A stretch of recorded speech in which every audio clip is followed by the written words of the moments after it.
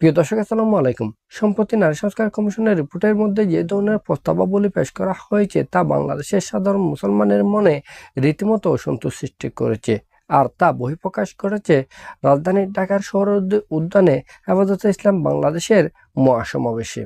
এখন কথা হচ্ছে, যেখানে বর্তমান অন্তর্বর্তীকালীন সরকারের মধ্যে আলেম ওলামাদের একজন প্রতিনিধি রয়েছে, যেখানে বর্তমান অন্তর্বর্তীকালীন সরকার তথা জুলাই গণঅভ্যুত্থানের অন্যতম স্টেক হোল্ডার হিসেবে আলেম ওলামারা বর্তমান আছেন, সেখানে এই ধরনের একটি রিপোর্ট কিভাবে প্রকাশ করতে পেরেছে নারী সংস্কার কমিশন? আবার কেনই বা নারী সংস্কার কমিশনের মধ্যে কোনো আলেম ওলামাকে জায়গায় দেওয়া হয়নি, সেই বিষয়টিও আলোচনা হচ্ছে বাংলাদেশের সর্বমহলে।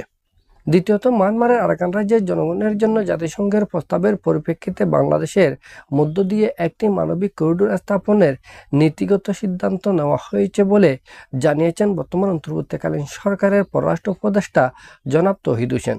যা নিয়ে বাংলাদেশের রাজনৈতিক অঙ্গনে রীতিমতো হইচই পড়ে গেছে। বাংলাদেশের সকল রাজনৈতিক দল এবং বুদ্ধিজীবীদের কেউ কেউ এই মানবিক করিডোরের আশঙ্কার সংখ্যা নিয়ে আলাপ আলোচনা করেছেন, এই মানবিক করিডোরের বিরোধিতা করেছেন। পরবর্তীতে আমরা দেখেছি প্রধান উপদেষ্টার প্রেস সচিব জনাব শফিকুল আলম এই মানবিক করিডোরের বিষয়ে এখনো পর্যন্ত সিদ্ধান্ত নেওয়া হয়নি এই ধরনের একটি বক্তব্য দিয়েছেন। তাহলে যেখানে মানবিক করিডোর স্থাপনের সিদ্ধান্ত নেওয়া হয়নি, সেখানে তা কিভাবে মিডিয়ায় আসলো? আবার কেনই বা মিডিয়ায় এসে রাজনৈতিক অঙ্গনে উত্তাপ ছড়ালো, তা নিয়েও নতুন করে প্রশ্ন তৈরি হয়েছে, নতুন করে আলোচনার জন্ম হয়েছে। তৃতীয়ত, এদেশের বৃহৎ একটি রাজনৈতিক সংগঠন আহলে সুন্নাত ওয়াল জামাত তথা সুন্নি গণনার লোকজন ফিলিস্তিনের মুসলমানদের সমর্থনে রাজধানী ঢাকার শহীদ উদ্যানে mass gathering for free Palestine তথা একটি মহাসমাবেশের আয়োজনের ডাক দিয়েছে। পুলিশ এক্ষেত্রে বিভিন্ন ধরনের বিভিন্ন উপায়ে বাধা প্রদান করেছে, যাতে সুন্নি গণনার লোকজন এই মহাসমাবেশ সফলভাবে সম্পন্ন করতে না পারে। ফলে রাজনৈতিক অঙ্গনে যে অস্থিরতা সৃষ্টি হয়েছে তা সরকার কতটুকু মোকাবেলা করতে পারবে, সরকার কতটুকু সামাল দিতে পারবে, তা প্রশ্ন সাপেক্ষ বিষয়, তা আলোচনার বিষয়।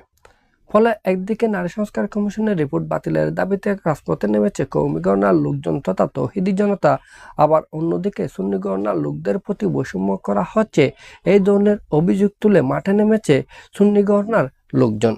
আবার মানবিক করিডোরের বিরোধিতা করে বাংলাদেশের সকল রাজনৈতিক ঐক্যবদ্ধ হয়েছে রাজপথে নামার হুঙ্কার দিচ্ছে। এখন কথা হচ্ছে, বর্তমান অন্তর্বর্তীকালীন সরকারকে বেকায়দায় ফেলার জন্য কারা পরোক্ষভাবে কাজ করে যাচ্ছে, অদৃশ্যভাবে কাজ করে যাচ্ছে।